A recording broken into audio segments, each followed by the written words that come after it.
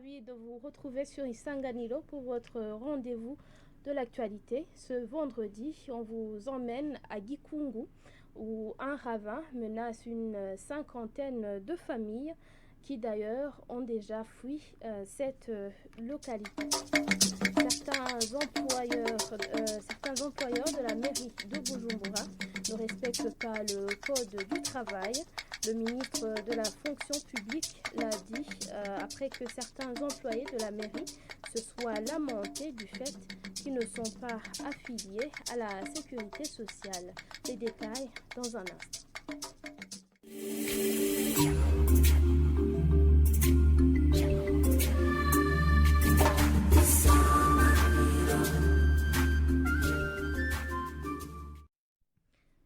Certains employés de la mairie se plaignent de leur non-affiliation à la sécurité sociale. Dans une réunion tenue avec les chefs municipaux, le ministre en charge de la fonction publique affirme également que certains employeurs négligent les cotisations de leurs employés. Et Dr Tade Ndikumana appelle au respect du Code du travail. Nicole Nininahatri. L'analyse des défis dans la mise en application du code régissant les employeurs et les employés est l'un des objectifs principaux qui a réuni ce vendredi le ministre en charge de la fonction publique et le personnel municipal en vue de mettre en exécution les instructions du gouvernement qui visent à organiser des descentes dans toutes les provinces du pays. Et pour mettre en œuvre la recommandation du gouvernement, il est prévu des descentes au niveau des provinces pour tous les ministres. Alors, l'objectif, c'était de pouvoir échanger sur les apports que notre ministère peut apporter au cadre de l'administration de la mairie par rapport au respect à la mise en œuvre du Code du travail. Ceux qui avaient pris part à cette réunion ont pu exprimer leurs inquiétudes et la non-cotisation des fonds de pension fait partie des préoccupations émises lors de cette réunion. Nous avons vérifié nos comptes à l'INSS et il est clair que nos chefs ne cotisent pas assez. J'ai personnellement fait des calculs et j'ai constaté que durant mes 12 années de service à la mairie, seules 5 années ont été cotisées pour ma sécurité sociale. Le ministre en charge de la fonction publique a lui aussi indiqué que dans de nombreux rapports, il a remarqué que certains employeurs ne prennent pas au sérieux les cotisations pour la sécurité sociale. Effectivement, nous avons constaté qu'il y a les employeurs privés et surtout qui ne cotisent pas pour la sécurité sociale de leurs agents. Et cela est un frein à la loi. Et c'est le travail au quotidien de l'inspection générale du travail.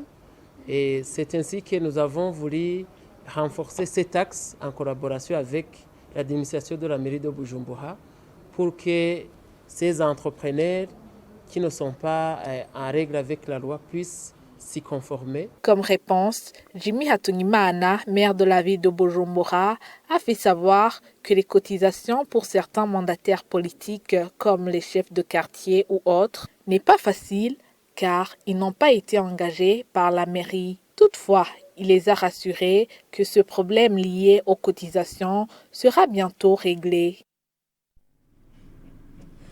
Environ 50 familles ont déménagé à cause du ravin Nyenzari reliant le quartier Gikungu et Gichacha en mairie de Bujumbura. Ceux qui restent dans cette localité disent que si rien n'est fait dans l'immédiat, ils risquent eux aussi de quitter définitivement cette localité. Elissa Nakarutimana, reportage. Cette forte dépression de terrain qui menace les maisons des habitants des quartiers de Gikungu et de Gichacha dans la zone Gihosha en mairie de Bujumbura a été une causalité pour certaines familles de quitter leur maison, comme l'indiquent certains habitants de cette localité. Ce ravin nous menace beaucoup. Il y a même de nombreuses familles qui ont déjà quitté l'endroit à cause de ce ravin. Pendant la nuit, la peur nous envahit parce que nous nous disons que bientôt ce sera nous. Ici, il y a beaucoup de maisons qui sont déjà détruites. Regardez par exemple, là-bas, il y avait 5 maisons, mais maintenant, il n'y a rien. Nous aussi, nous sommes en danger. Vraiment, ce ravin nous menace et nous sommes inquiets. Regarde, nos maisons, bientôt, elles seront détruites. Certaines personnes n'ont pas même de logement. Les gens ont déjà quitté l'endroit. Certaines autorités disent que cette question est déjà connue. Les autorités sont déjà venues ici et sont au courant de la situation. Beaucoup de maisons ont été détruites à cause de ce ravin. Ils demandent au gouvernement de tout faire pour résoudre ce problème parce que selon eux, ils ne sont pas en mesure de le résoudre. Nous demandons aux autorités de nous aider à résoudre ce problème car nous voyons que si rien n'est fait, on va tous quitter l'endroit à cause de ce ravin. Nous demandons si c'est possible au gouvernement de nous venir en aide, si c'est en construisant des murs solides, pour arrêter que ce ravin aggrave les choses. Nous demandons une aide venant de notre gouvernement parce qu'on n'a pas même de passage. Nous demandons au gouvernement de protéger ces petites rivières, comme par exemple la rivière Nahangwa, Nyenzal, pour au moins sauver la vie des habitants. Ils disent que cette problématique dure 5 ans, mais que jusqu'à maintenant, rien n'a été fait.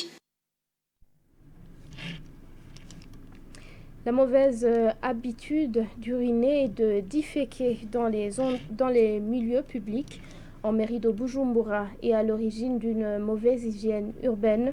Là où nos reporters ont fait le tour ce vendredi, le manque de latrines publiques est l'un des défis majeurs observés. Suivez ce reportage d'Armel Motore. Un problème d'hygiène urbaine se manifeste dans certaines rues et certains endroits en mairie de Bujumbura où l'on observe une mauvaise habitude de pisser et de déféquer sur la voie publique.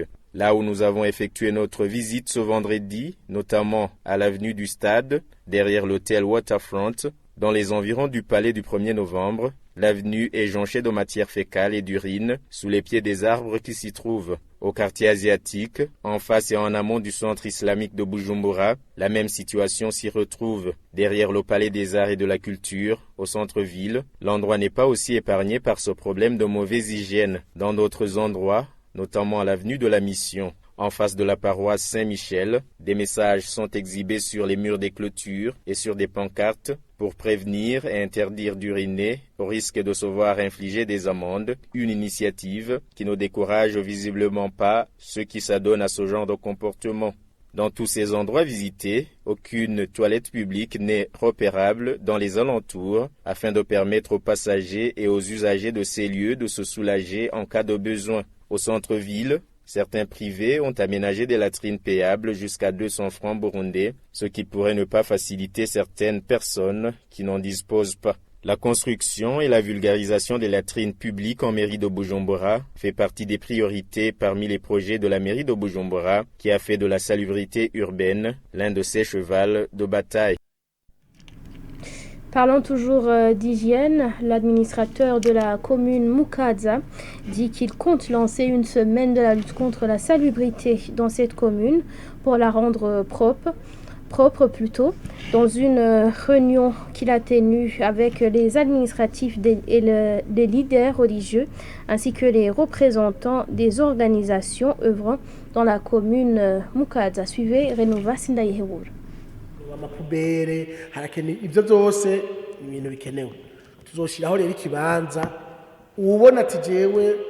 Nous avons besoin des poubelles et des autres matériels pour rendre propre notre commune. Nous voulons que chacun puisse contribuer à hauteur de ce qu'il peut, que ce soit les poubelles, les pelles ou les houes ou tout autre matériel, on en a besoin. Nous voulons qu'au cours de cette semaine, la conscience de tout un chacun puisse s'éveiller pour faire sienne la question de salubrité. Nous autres, les administratifs, quoi que nous faisons, Même si on les taxe d'amende, certains gens ne veulent pas changer.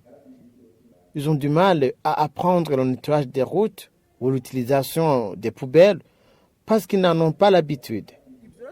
Nous souhaitons qu'au cours de cette semaine, d'ailleurs, les médias vont nous aider dans la sensibilisation, nous puissions nous mettre à l'œuvre pour assainir notre commune. L'exercice de ces travaux sera volontaire, mais nous voulons qu'au cours de cette période, celui ou celle qui passe dans la commune de Mukaza puisse poser un geste pour la rendre propre. azogenda agize angeste yerekana yuko ashigikiye ibikorwa byo gusukura gisagara. Parlons transport avant de clôturer ce journal. La mesure d'amener des nouveaux véhicules qui assurent le transport en commun a été favorablement accueillie au sein de l'association des transporteurs de Bujumbura. Mais Charles Nhirameba, secrétaire général de cette association, demande à l'État de construire d'abord les routes. Suivez-le.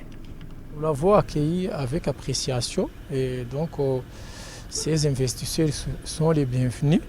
Et toutefois, l'association des transporteurs du Burundi regrette que certains problèmes qui entrent au secteur du transport n'ont pas été tenus en considération tels qu'ils ont été annoncés par l'association des transporteurs du Burundi et vis-à-vis des autorités en charge de transport. À maintes reprises, la Trabo a demandé à ce qu'il y ait des états généraux réservés au secteur de transport et pour étaler au grand jour les problèmes qui rentrent au secteur de transport rémunéré des personnes. Il y a les infrastructures routières qui sont en mauvais état, ce qui fait que les véhicules de transport sont détériorés avant terme. Et il y a les taxes et impôts qui sont exigés aux transporteurs. Il y a le ticket de transport qui est fixé par le gouvernement et sans tenir compte de beaucoup de facteurs, mais plutôt en tenant compte de la structure de carburant. Il y a les pièces de rechange, les lubrifiants et les pneumatiques qui sont chers sur le marché. Et tous ces facteurs qui n'ont pas été tenus en considération lors de la fixation de tickets de transport hante énormément le secteur de transport et occasionne la perte, la faillite de plusieurs transporteurs. Donc la position de la Trabo est claire, qu'ils soient les bienvenus afin qu'ils puissent venir épauler. Et ici en mairie de Bujumbura, le transport se manifeste presque tous les jours, alors qu'ils soient les bienvenus. Mais là, je peux préciser que ce ne sont pas les nouveaux investisseurs qui sont venus. Il y a les sociétés Memento, Sovteb, qui sont venus travailler dans le secteur de transport, mais comme vous avez vu, après 2 ans, ils sont tombés en faillite. Donc, d'où la Trabo conseille à ce que le gouvernement organise les états généraux du secteur de transport afin que tous les problèmes soient étalés au grand jour pour qu'ils soient résolus une fois pour toutes. Fin de cette édition. Merci à vous de votre fidélité. Merci également à l'équipe de la rédaction et celle de l'équipe technique. Quant à moi, je vous souhaite un bon week-end.